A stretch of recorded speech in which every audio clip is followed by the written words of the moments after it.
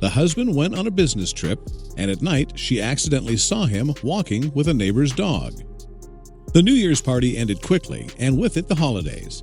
I had to get back to work again. In fact, I felt sad because now I would spend very little time with my wife Anna. I would only see her for a few minutes when I woke up, and a few hours when I returned from work and the weekends. But that's life, and I can't do anything about it. I have to work. You see, I'm a manager of a candy factory, but the work itself is very heavy. I graduated in business and finance, however, as far as I could get. But I feel very lucky because not everyone has a job.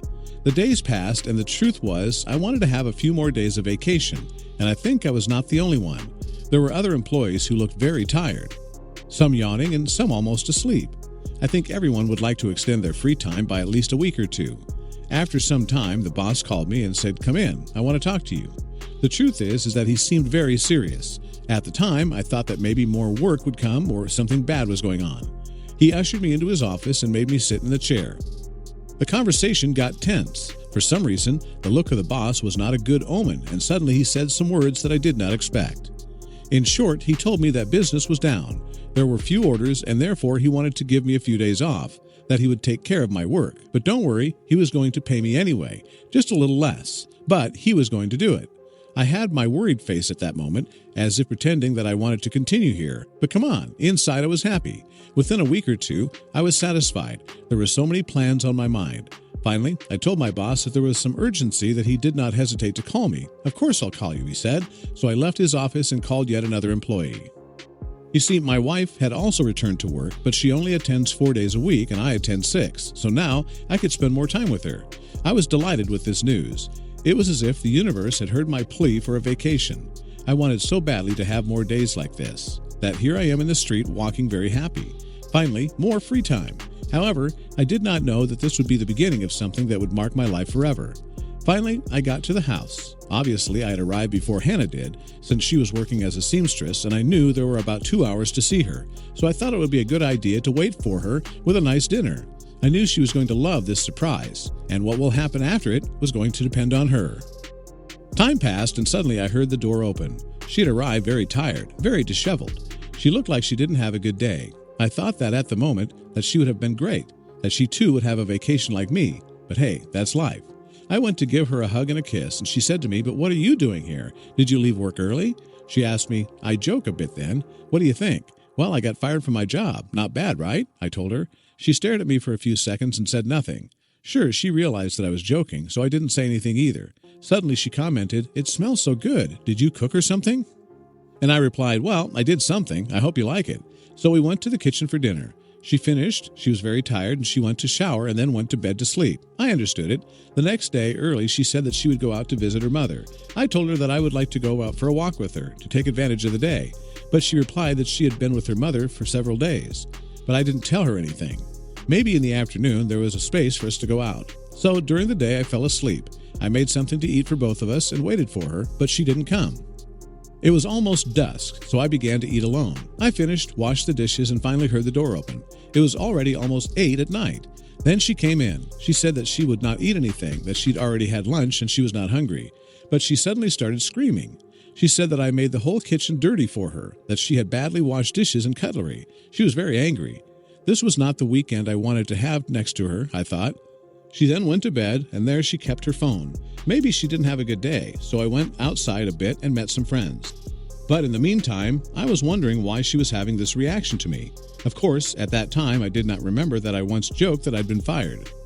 Maybe she really believed it. The next day, it was Monday. I decided to stay at home, as the national team was going to play. I couldn't miss it. My wife was not working that day, so she was already on the couch with her phone. But she suddenly asked me, "What? Are you not looking for a job? Are you going to sit there all day watching TV? To work?" I told her, "Yes, work. Do you want me to support you?" Anna said. At that moment, I approached her, hugged her, and gave her a kiss. And I tried to calm her down. "Come on, honey, don't be mad at me. Did you think I was fired? Don't worry, I'll be back very soon. What I said, was a joke. They only gave me a few days off. My boss will call me. Don't worry." She didn't say anything. She was just silent. After a few days, came to visit a friend and told me that he had heard that I was free. He offered me a carpentry job for a few days. I'm not an experienced carpenter, but making furniture or things that I have to do with wood, I'm very passionate about them, and also an extra money would not hurt me. and it just so happens that he would just work on the same days that my wife was busy, so I accepted my friend's proposal.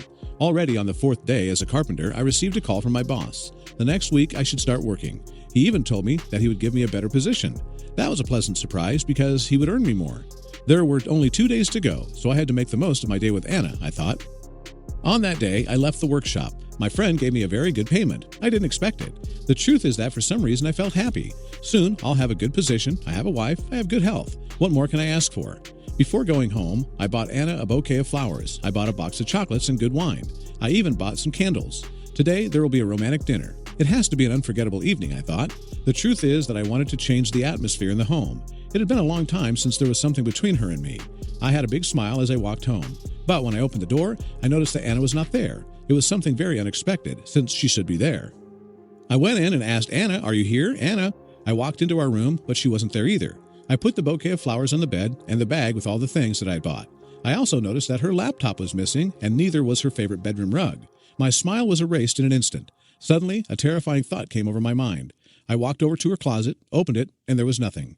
There were no clothes of hers and no shoes of hers. It was empty. But had she gone on a business trip? Why didn't she tell me any of this? But who would take the carpet? Suddenly, I realized that there were no more things like some household utensils, some pictures. I started to get even more nervous. I put my hands to my head. I didn't understand what was happening.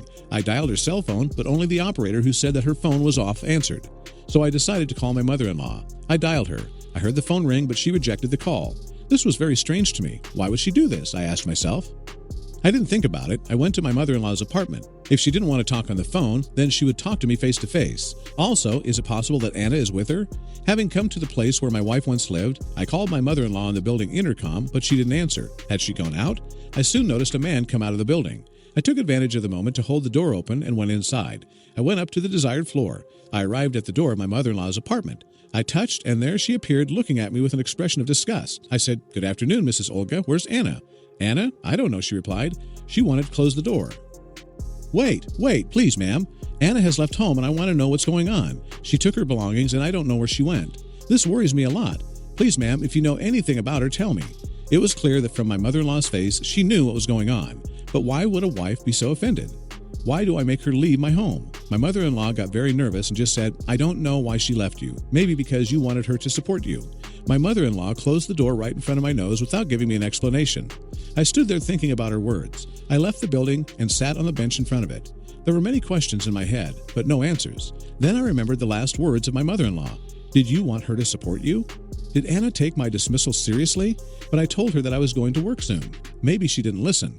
In any case, it was important to see her and clarify all this in a conversation. Without realizing that it had gotten dark, it had been many hours since I was sitting on this bench. I think it was time to go home and wait for her to give me a chance to speak. Perhaps all is not lost. Everything has a solution. Before I separate to walk, suddenly I heard a familiar laugh in the distance, and when I looked up, I saw Anna, who was walking beside her ex, hugging her. And then, when they reached the door of the building, he kissed her on the lips.